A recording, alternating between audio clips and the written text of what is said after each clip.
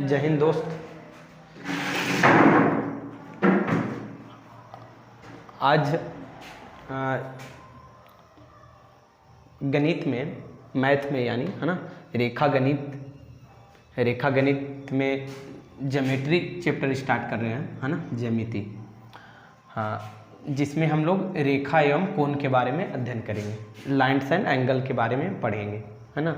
इसका जो basic point है ना। देखिए, कोई भी चैप्टर जो है ना, अगर आप मेंसुरेशन स्टार्ट करते हैं, क्षेत्रमिति पढ़ते हैं, या फिर वॉल्यूम पढ़ते हैं, या फिर ज्योमेट्री का और कोई हार्ड चैप्टर पढ़ते हैं, सर्कल, ये सब के बारे में पढ़ते हैं, वृत्त के बारे में पढ़ते हैं, या फिर क्वाड्रिलेटरल के बारे में पढ़ते हैं, तो वहाँ पे रेखा एवं कोण का मतलब जो प्रॉपर्टीज होता है वो वहाँ पे अप्लाई करना पड़ता है। जब अगर आप वृत्त के बारे में पढ़ रहे हैं या फिर चतुर्भुज के बारे में पढ़ रहे हैं, तो इसलिए हम सोचे कि पहले क्या मतलब रेखा एवं कोण से रिलेटेड जो छोटे छोटे पॉइंट होते हैं, है ना, जो हमें मतलब जानना जरूरी होता है, वही छोटे छोटे पॉइंट आज डिस्कस करेंगे, है ना, उसी के बारे में जानेंगे। ठीक है।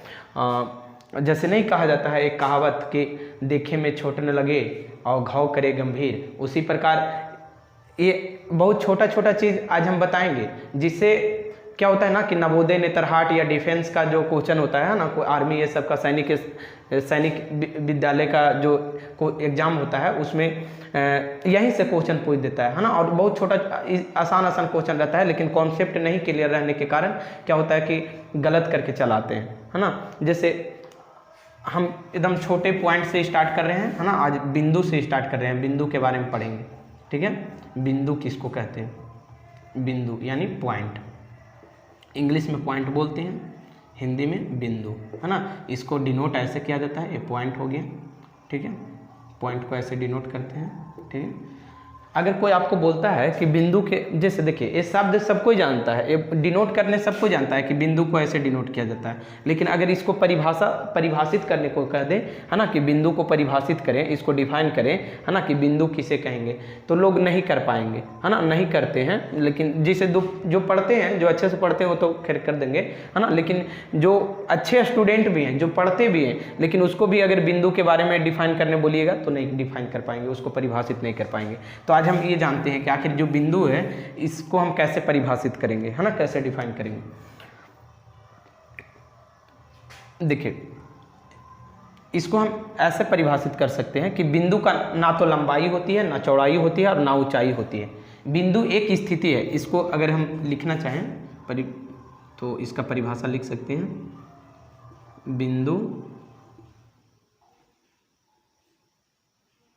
बिंदु एक स्थिति है, एक स्थिति है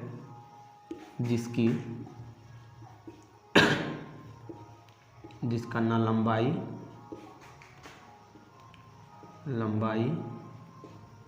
ना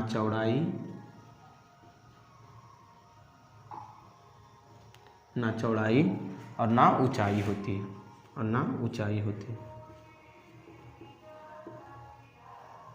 ऊंचाई होती है, उसे बिंदु कहते हैं, है ना। बिंदु को क्या कहें? बिंदु को परिभाषित, बिंदु एक स्थिति है। देखिए, बिंदु एक स्थिति कैसे है? जैसे आपको कोई जगह को डिनोट करना हो, कोई प्लेस को मतलब किसी को आपको बताना हो कि आपको वहाँ पे जाना है ना, तो उस प्लेस को क्या कर रहे हैं? एक स्थिति को डिनोट कर रहे हैं आप, है ना।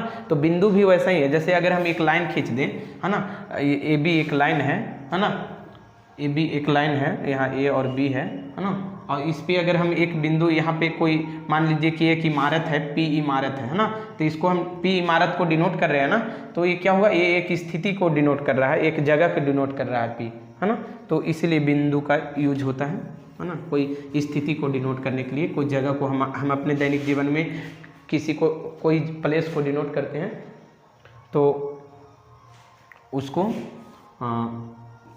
ही बिंदु कहते हैं। ठीक है, देखिए बिंदु को,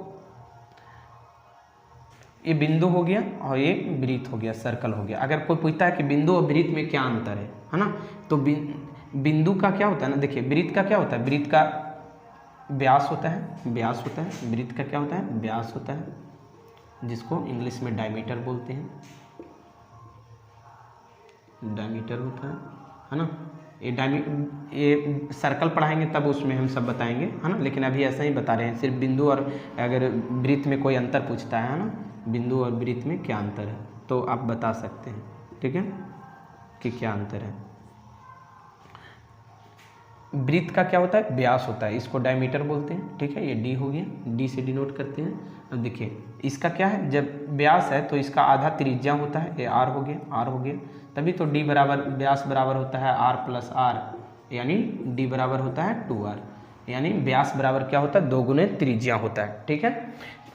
लेकिन क्या होता है ना, बिंदु का व्यास नहीं होता है और इसका व्यास नहीं होता है तो इसका त्रिज्या भी नहीं होगा, है ना। तो आप ऐसे भी परिभाषित कर सकते हैं कि बिंदु का व्यास नहीं होता है, बिंदु का त्रिज्या नहीं होता है, बिंदु का व्यास नहीं होता है, बिंदु का त्रिज्या नहीं होता है, ठीक है। तो ये दोनों में अंतर आपको समझ में आ गया कि बिंदु और वृत्त में क्या अंतर है, ठीक है। तो अब इसके आगे हम लोग पढ़ेंगे रेखा के बारे में, है ना, जिसको रेखा या सरल रेखा बोलते हैं, ठीक है। रेखा, है ना, रेखा, रेखा या सरल रेखा, सरल रेखा, रेखा इंग्लिश में लाइन, लाइन बोलते हैं, line, straight line, straight line, straight line, ठीक है। को परिभाषित करने कहता है आपको कि रेखा किसे कहेंगे, है ना। तो हम रेखा किसको कहेंगे या सरल रेखा किसको कहेंगे, लाइन या स्ट्रेट लाइन किसको कहेंगे। तो देखिए रेखा को ऐसे परिभाषित किया कर सकते हैं, रेखा को देखिए डिनोट करते हैं, जैसे देखिए ए है और ये बी है ना। ये एरो ये चीज़ बता रहा है, एरो ये बता रहा है कि दोनों तरफ क्या है, ये बढ़ रही है, ये जो रेखा है ये दोनों तरफ क्या हो रहा है, इंक्रीज कर रहा है, बढ़ रहा है, इधर भी बढ़ रहा है, इधर भी बढ़ रहा है, मतलब दोनों साइड में, लेफ्ट और राइट दोनों साइड में क्या हो रहा है, बढ़ रहा है। इसका कोई अंत बिंदु नहीं होता है, रेखा का क्या होता है, कोई अंत बिंदु नहीं होता है। ये तीर का जो निशान है ना, ये देखिए ये एक रेखा खींचे और ये तीर का निशान जो दिए, ये बताता है एरो कि ये दोनों तरफ क्या हो रहा है, बढ़ रहा है, इसका कोई अंत बिंदु नहीं है, रेखा का कोई अंत बिंदु नहीं है। तो इस प्रकार आप इसका अगर परिभाषा लिखना चाहें रेखा का, सॉरी इसको कहे मिटा रहे, कोई रेखा का परिभाषा लिखने बोलता है या रेखा को आप चाहते हैं कि हम परिभाषा लिखें तो लिखिए, रेखा का कोई अंत बिंदु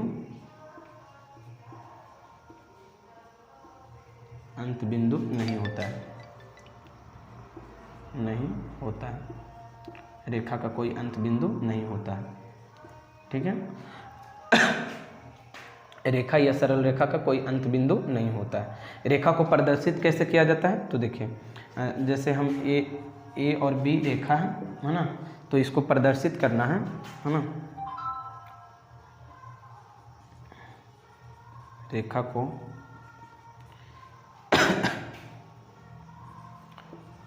यहाँ पे दोनों तरफ क्या करेंगे, तीर का निशान लगाएंगे, है ना, एरो का साइन देंगे, है ना, रेखा को ए बी द्वारा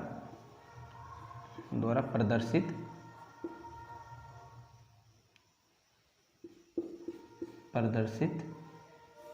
किया जाता है,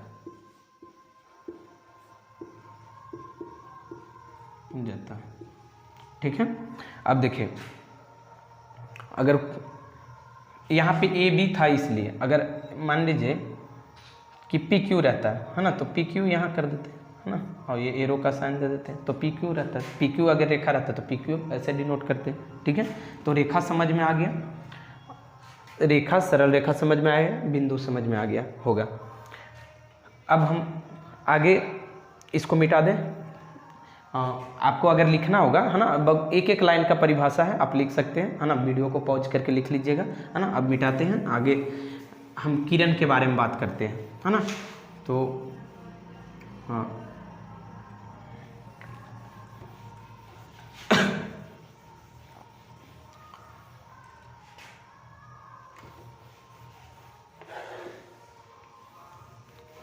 किरण के बारे में बात करते हैं, जिसको इंग्लिश में रे बोलते हैं, हाँ, रे बोलते हैं।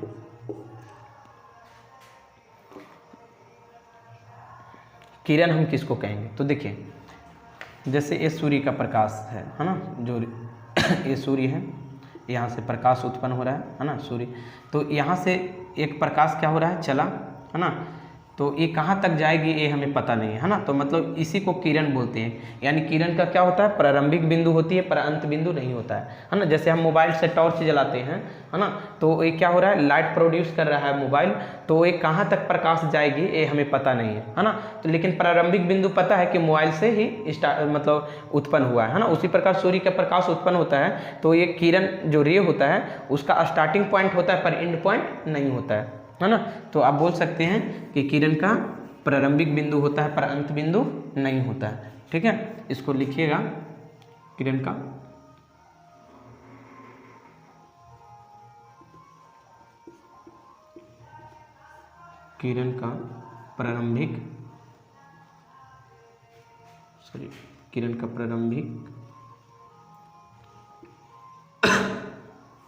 प्रारंभिक बिंदु होती है पर अंत बिंदु नहीं होती है, अंत बिंदु नहीं होती है। जैसे देखिए, परिभाषा आपको एग्जाम में नहीं पूछेगा, कोई भी एग्जाम दीजिएगा ना तो उसमें परिभाषा नहीं पूछता है, लेकिन एक कॉन्सेप्ट समझने के लिए हम लिख देते हैं। ठीक है, देखिए इसको हम प्रदर्शित कैसे करेंगे किरण को, तो किरण को देखिए, इसका ए हो गया है ना, ये यहाँ से स्टार्ट हुआ और ये एरो ये बता रहा है कि ये इधर राइट साइड में अनंत तक जाएगा, है ना। हाँ, तो जैसे यहाँ ए और ये बी है ना, तो इसको प्रदर्शित करेंगे, किरण को प्रदर्शित किया जाता है,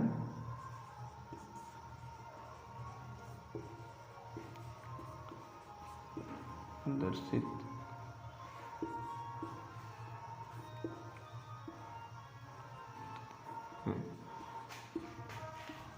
ए बी है ना, और ये देखिए ऐसे है ना। जैसे अगर मान लीजिए कि पी क्यू रहता है और ऐसे रहता, तो ये भी एक क्या है, रे है, किरण है ना। तो इसको हम कैसे प्रदर्शित करते, तो क्यू और पी लिखते हैं और ऐसे करते हैं, है ना, क्योंकि पी की ओर एरो बता रहा है ना, पी की ओर बढ़ रहा है, तो इसलिए पी की ओर ही प्रदर्शित करेंगे। तो किरण समझ में आ गया, बिंदु समझ में आ गया, और सरल रेखा और रेखा समझ में आ गया, है ना। अब आगे होता है रेखाखंड होता है ना, तो रेखाखंड यानी जिसको इंग्लिश में सेगमेंट बोलते हैं या लाइन सेगमेंट बोलते हैं, रेखाखंड, है ना। ये मिटा ही देते हैं, ठीक है, ये तो लिख लिए होंगे, रेखाखंड,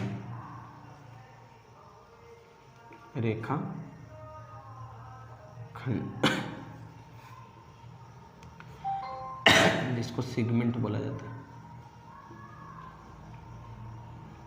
सेगमेंट या लाइन सेगमेंट भी बोलते हैं। ठीक है, रेखाखंड लाइन सेगमेंट बोलते हैं या सेगमेंट बोलते हैं। देखिए, एक हम रेखा खींचे, ये भी एक रेखा है, ठीक है, टेढ़ा हो जा रहा है, ठीक है, तो इसको मान लीजिए कि एक पॉइंट P है इस पे स्थित और एक पॉइंट Q है, ठीक है। तो P से Q को जो मिलाने वाली रेखा है ना, इसी को हम रेखाखंड कहते हैं। यानी देखिए, ये शब्द से ही पता चल रहा है रेखाखंड मतलब एक रेखा का खंड है, टुकड़ा है ना, तो इसको रेखाखंड कहते हैं। यानी रेखाखंड का क्या होता है, जैसे PQ क्या हुआ, एक रेखाखंड हुआ, है ना, PQ एक रेखाखंड हुआ, यानी इसका दो अंत बिंदु होते हैं। रेखाखंड का क्या होते हैं, दो अंत बिंदु होते हैं, इसका निश्चित लंबाई होता है ना। रेखाखंड का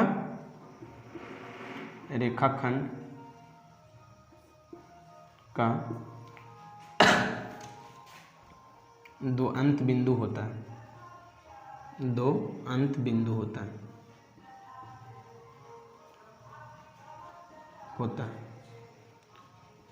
या इसको ऐसे भी बोल सकते हैं, दो बिंदुओं को मिलाने वाली रेखा को रेखाखंड कहते हैं, है ना। तो इस प्रकार भी आप लिख सकते हैं, या रेखाखंड का दो अंत बिंदु होता है, इसका निश्चित लंबाई होती है, इसका निश्चित लंबाई होता है, इसका निश्चित लंबाई होता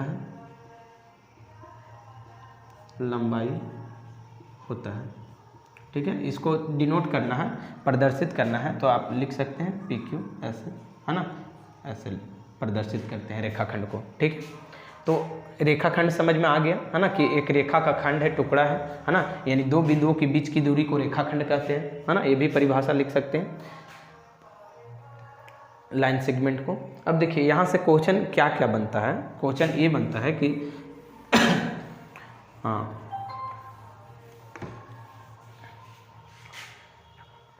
आपको ये पूछ देगा कि एक बिंदु से कितनी रेखाएं खींची जा सकती है ना। तो एक बिंदु से क्या है, अनंत रेखाएं खींची जा सकती है। देखिए एक बिंदु से अनंत रेखाएं खींच सक रहे हैं, है ना। एक बिंदु से अनंत रेखाएं खींची जा सकती है। क्वेश्चन ये आएगा कि एक बिंदु से कितनी रेखाएं खींची जा सकती है, तो वहाँ ऑप्शन दिया रहेगा 1 2 4 5 अनंत, तो अनंत में मारना है, ठीक है, कि एक बिंदु से अनंत रेखाएं खींची जा सकती है। दूसरा, एक ही रेखा पे, जैसे ये एक रेखा है ना, ये भी एक रेखा है ना, और इस पे एक ही रेखा पे एक से अधिक बिंदु स्थित हो, है ना। जैसे एक बिंदु P है, एक Q है, एक R है, एक S है ना, T है ना, बहुत सा, मतलब एक से अधिक बिंदु स्थित हो तो उसको हम क्या बोलेंगे, संरेख बिंदु बोलते हैं, है ना। तो संरेख बिंदु आप समझ लिखिए, संरेख बिंदु, संरेख बिंदु, संरेख बिंदु, जिसको इंग्लिश में कोलिनियर पॉइंट बोला जाता है, कोलिनियर पॉइंट, कोलिनियर पॉइंट, संरेख बिंदु। ये क्या होता है, जब एक ही रेखा पे, है ना, बहुत से बिंदु स्थित हो, एक ही रेखा पे बहुत से बिंदु स्थित हो, तो उसी को हम क्या बोलेंगे, संरेख बिंदु बोलेंगे। तो इसका परिभाषा ये लिख लीजिएगा एक लाइन में, क्या लिखे, समझ गए ना। जैसे देखिए एक बिंदु यहाँ है, एक बिंदु यहाँ है, एक बिंदु यहाँ है, और ये एक रेखा अगर खींच रहे हैं और सभी अगर एक ही रेखा पे सभी बिंदु आ गया, है ना, चाहे 3 बिंदु हो, चाहे 4 बिंदु हो, या बहुत सा बिंदु हो, है ना, और सभी बिंदु एक ही रेखा पे आ रहा हो, तो उसको हम क्या बोलेंगे, संरेख बिंदु बोलते हैं, यानी कोलिनियर पॉइंट बोलते हैं। तो फिर अब असंरेख बिंदु, है ना, संरेख बिंदु तो समझ गए, अब असंरेख बिंदु। तो देखिए असंरेख बिंदु क्या होता है ना, असंरेख बिंदु क्या होता है, असंरेख बिंदु, असंरेख बिंदु, असंरेख बिंदु, देखिए असंरेख बिंदु क्या होता है। जैसे एक बिंदु यहाँ है, एक बिंदु यहाँ है, एक बिंदु यहाँ है ना, और भी एक यहाँ है, तो देखिए क्या ये सभी एक ही रेखा पे आ रहा है, नहीं ना आ रहा है। जैसे यहाँ से अगर हम रेखा खींचते हैं तो ये 2 गो आ रहा है ना, यहाँ से खींचते हैं तो ये आ रहा है ना, यहाँ से खींचते हैं तो ऐसे चला जा रहा है, मतलब ये सभी बिंदु है वो एक रेखा पे नहीं आ रहा है, मतलब अलग अलग बिंदु एक ही रेखा पे नहीं आ रहा है, तो ये क्या हो गया, असंरेख बिंदु हो गया, ठीक है। तो असंरेख बिंदु, इसको नॉन कोलिनियर पॉइंट बोलते हैं, ठीक है, इसको इंग्लिश में असंरेख बिंदु को नॉन कोलिनियर पॉइंट बोलते हैं, नॉन कोलिनियर पॉइंट,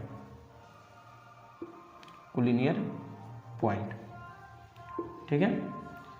ये समझ गए, संरेख बिंदु और असंरेख बिंदु भी समझ गए।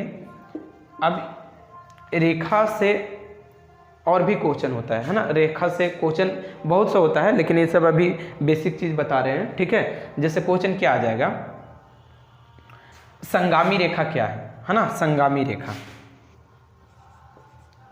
संगामी रेखा किसे कहते हैं, है ना, संगामी रेखा किसे कहते हैं, कॉन्करेंट लाइन,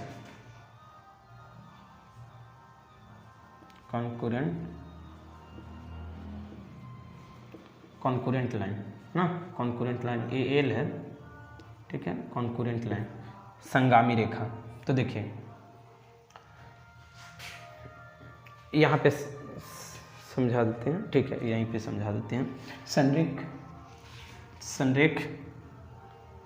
संगामी रेखा, देखिए ये एक बिंदु है ना, और यहाँ पे इधर सभी रेखा जाकर उसी बिंदु पर मिलते हो, है ना। जैसे बहुत सारी रेखा खींच दिए, रेखा ए बी सी, है ना, और सबका कहाँ पे मिल रहे हैं, ओ पे मिल रहे हैं, है ना।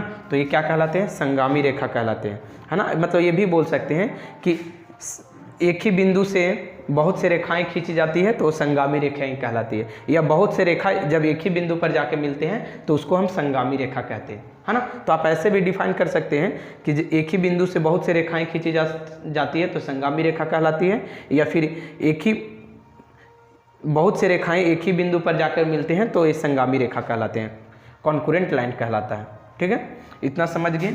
अब फिर आगे एंगल के बारे में पढ़ना है, कोण के बारे में, ठीक है। तो हमको तो लग रहा है कि टॉपिक मतलब वीडियो थोड़ा लंबा हो जाएगा, है ना। अब कोण के बारे में पढ़ना है, इसमें आगे और भी रेखा के बारे में पढ़ना है ना। समांतर रेखा क्या होता है ना, असमांतर रेखा क्या होता है, ठीक है। और फिर प्रतिच्छेदी रेखा, और तो अभी रेखा के बारे में ही बहुत सा पढ़ना है। प्रतिच्छेदी रेखा क्या होता है, समांतर रेखा क्या होता है, ठीक है। तो आज के लिए हम इतना ही, एक एक पॉइंट छोटे छोटे वीडियो बनाएंगे, है ना, 5-5, 10-10 मिनट को, कि जो आपको समझने में आसान हो, है ना, और इंटरेस्टिंग लगे देखने में, है ना। अगर एक ही दिन में बहुत बड़े बना देंगे तो फिर बोर लगने लगता है। इसलिए आज के लिए इतना ही। जय हिंद।